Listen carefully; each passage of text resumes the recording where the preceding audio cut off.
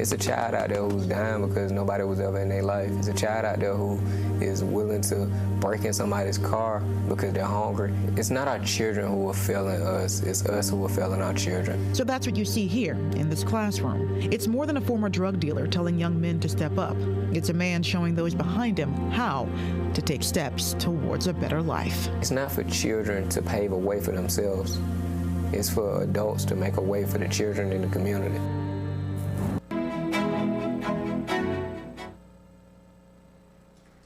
Thank you. Like, every time they do this, I feel like I'm almost have tears in my eyes after y'all get done. And it's like you speak to my spirit. The last time, it was Break Every Chain. It's like y'all play the songs I know every word to, right? So thank you for that. So to every father in here, and to everybody that supports every father, thank you as well. Because when we lift every father and we acknowledge them, you got to acknowledge the tribe around them. Right? Well, thank you. I was sitting down thinking before I was trying to collect my thoughts on the first time I spoke in a church. And it was hilarious. The first time I spoke at a church, I sold drugs on the street where the church was located at. And this was just a regular day for me. I'm going to do what I do every day. And I'm riding past the church, and for whatever reason, something touched me that day. And I told everybody who hustled with me, if you don't come to church with me today, you can't hustle with me no more. So I made everybody come to church. And the pastors, it was something that the pastor said that just touched me. And I took the money, I took every dollar I had on me and I put it in the collection plate. And they told me, they were like, you can't do that, it's not gonna make it up front. Because I took all the money that everybody had been hustling and I put it in the collection plate. And the pastor, they told him, and he asked me to come up, and this was a big church. He asked me to come up, and he sat down and he asked me, what did I do? And I had a real conversation with him right up front, and we talked. They didn't even do service. We just had a conversation because he wanted the neighborhood to be able to see how to reach a person like me. And I look at that, and I came to church that day with a gun on me, because I'm literally just rolled past the church, and something told me to come in. And I think about how God works through us and on us. And I look at from that point to now where I've gone across the country speaking at different churches. And that's just it just shows you like the people who I don't want to say throw away or give up on, but the ones who we think are too far gone, God still got a plan for that person. So, yeah.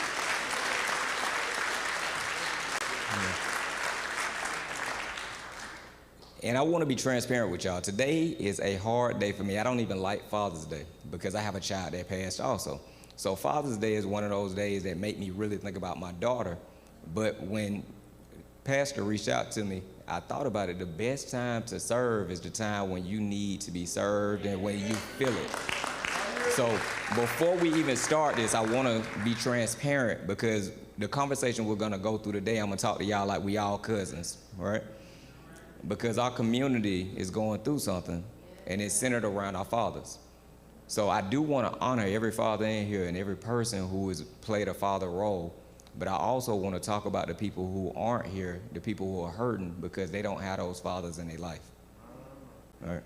So I got a couple of pictures that I'm going to go through while I talk because I wanted to be able to illustrate the things that we're going to cover. Is that okay with y'all? Okay. Can we go through the first picture, sir? I'm so happy that this worked because I brought this in on a flash drive right before we started. So the picture that you're seeing, I was driving down Panola Road, and it was when we had a real bad storm last week. Y'all remember that? And it was right at the beginning of the storm. And actually, that was the day before my birthday. So it was June the 6th. My birthday is June the 7th. So somebody broke in my car. They bust out my car window that night, maybe around 5 o'clock in the morning. So I'm riding around, and it's so funny even how that happened. The night before, actually, I'm sorry, this was all on my birthday because they broke the window the night going into my birthday. The night before, I drove home, flying home on the highway, and I let the windows down, and I was playing the music loud, and I had not done that in years. And I was like, man, God, I need to do this more often, right? And the next morning, I woke out, and I ain't have a window. So I was like, God reminded me to make sure I did it, right? So when I walked out and I saw the window going, I broke out laughing till I cried. I was like, boy, you gotta be careful what you ask for. But so I'm riding and the storm is coming and I have no window. So I'm thinking in my head like, oh, I need to go ahead and get home because that was a real storm. And I'm driving down Panola Road, and I saw the wreck, and I was in my feelings because I've had so much theft lately. I believe that whenever God allows us to see something, he wants us to react to it. That's why he let us be at that place at that time. And if it wasn't meant for us to respond or react, we wouldn't have access to it. So normally if I ever see somebody in a wreck, I automatically pull over, and if I see that they're okay, then I pull off. But on this occasion, I was about to just keep driving. And I looked over and I see a man ejected out the car, laying on the ground by the car. And then I hit I didn't even hit a U-turn. I stopped my car in the middle of the street, ran over to go and help him. I almost got hit by a car because nobody was stopping. And this man is laying on the ground outside of his car. I look on the other side, and the young lady is outside the car, but she is laying, she doesn't look as hurt as him, but she's still outside. The reason why they were both outside is because they had a 7-month-old baby in the back seat of the car, and they were trying to get to her, but both of them he had his leg broken in multiple places, and she had an injury. Neither one of them could walk to get to the baby. So I go, and when I try to check on the parents, automatically the first thing they asked me was, can you get the baby? So I'm trying to remember exactly how all of this happened, because when stuff happened, it happens so fast. But when the mother had the baby never cried. The baby was the only person that wasn't injured in the entire accident. The person that hit the baby, and this is remarkable, the person that hit the baby is hurt. The parents can't walk, and the baby is smiling and looking at the mother and still joyful. So I'm taking all of this in, and I'm amazed by it, and I ask them, because I'm trying to make conversation to make sure everybody's okay. I asked them what the baby's name is, and the baby's name is Blessing. All right? Now look at this. They gave their child back to God, and in the moment when the devil tried to attack the child, what did God do? He covered his blessing. All right? So when we were going to talk about Father's Day today, I had to start it off by talking about who was our very first father, and the protection we get our children when we give our children back to their father. All right? Now, I also want to talk about my own daughter. When I heard that I had a child on the way, I was incarcerated, because this was at the time period when I'm in the streets and I'm selling drugs. My daughter was born and my child passed while I was incarcerated. So I never had the opportunity to see my child. And while this family covered their child with God, I covered my child with worldliness, because that's where I was at in my life. And you see the outcome of one baby, and you see the outcome of another. So that's what I'm saying. I want to have a real conversation today, because we have far too many children who are covered in worldliness and not enough who are covered by God. All right? Okay. So can we go to the next slide, sir?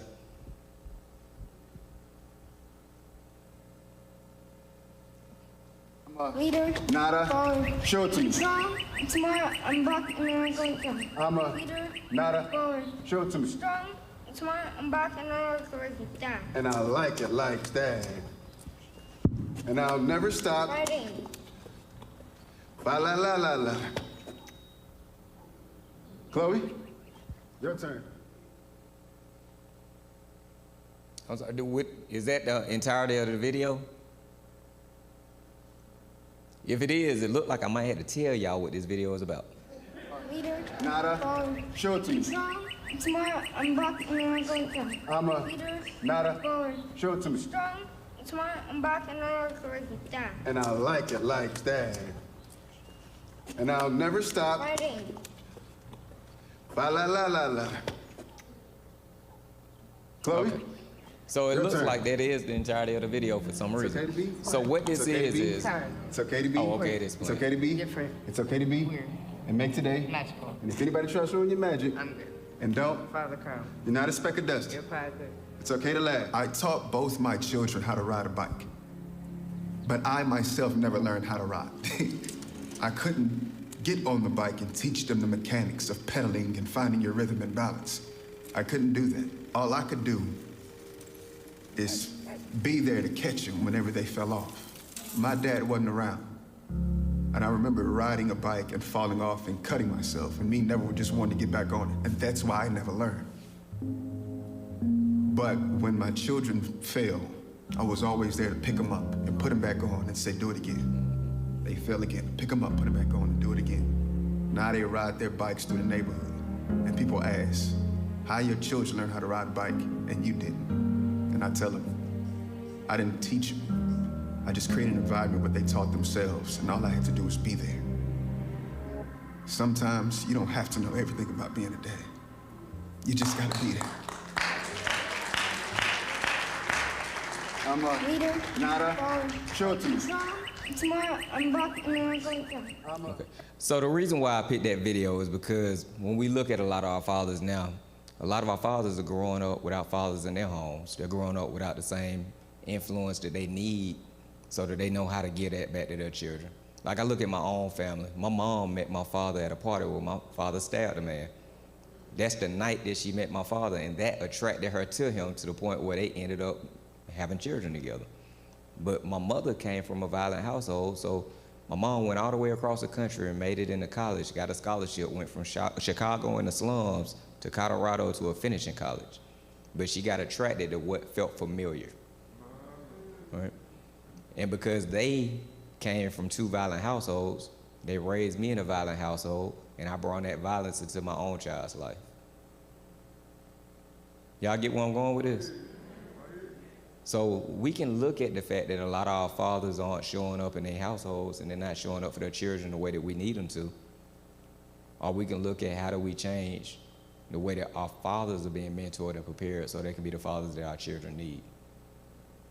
If we don't change the cycle, and it's so amazing to me that Father's Day fell on Juneteenth, and I look at God and I look at all the messages, and look at where we came from as a people and how our people were separate from being able to be fathers from now to their own children, and how the brokenness started intentionally so that we would have the division in our household, the separation and the weakness in our communities. How do you have strong children if you don't have a father to protect? How do you have a strong woman if she doesn't have a person there who's the other half of her strength?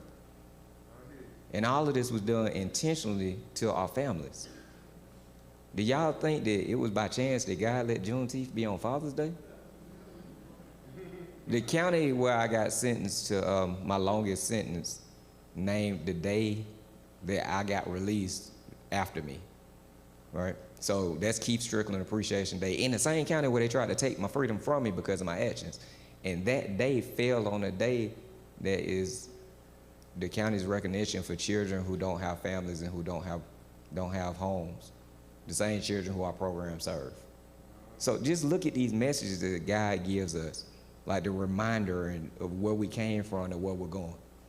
So when I look at this message that this young man just gave us about how he had to learn how to be a father while parenting, I think about how many of amazing fathers we have right here, right now, and how much we can change that system and that brokenness by just saying, we're gonna mentor you. We're gonna refuse to let you be broken. We're gonna refuse to let you be out here on your own.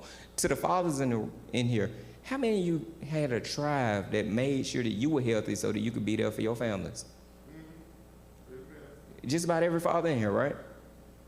But do we create that same tribe for the young fathers who we see in high school having children, or the ones who we see getting out of jail that don't know how to come back into the household themselves? All right. If you don't mind, can we go to the next slide, sir?